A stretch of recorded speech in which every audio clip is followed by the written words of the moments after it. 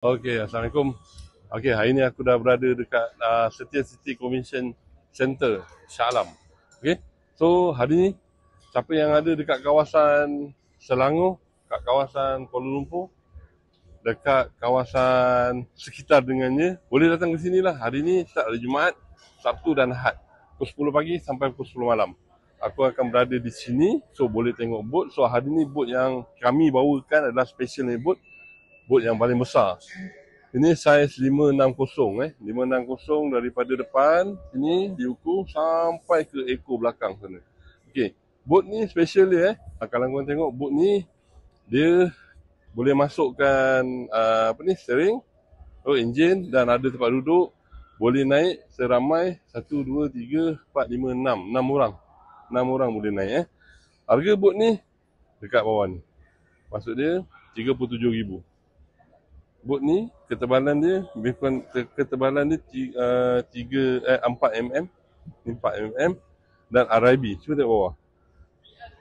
Dia menggunakan lantai aluminium. Lantai aluminium yang ada aluan bawah tu lah, V. So boat ni juga ada banyak lebih storage. So storage dia macam ni. Ni kat belakang ni storage. Dekat dalam tu dah siap ada ready pump untuk air. Kalau macam air ada dalam ni, automatik dia akan pump keluar lah. Juga aku bukan kata bawa satu boat yang besar ni je. Ada juga boat CC 390, dipadukan dengan dikenakan dengan enjin 30 horsepower. Sebelah adalah TR Trooper TR 360, enjin 9.9 horsepower. Dan satu lagi pun adalah boat baru daripada keluaran Vivix, adalah TR 330, tapi lantai dia lantai air deck. Ni lantai air deck. Bermakna ringan. Memang ringan.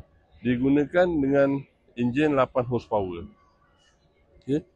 Boat ni memang sangat ringan. So kalau ada orang cakap nak ringan, tak nak berat kan, boleh bawa boat ni lah. So jangan tunggu lagi.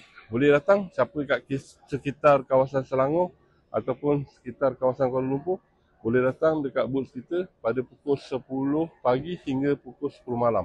Hari ni kita ada datangkan bintang khas. Bintang khas tu Yai pun ada.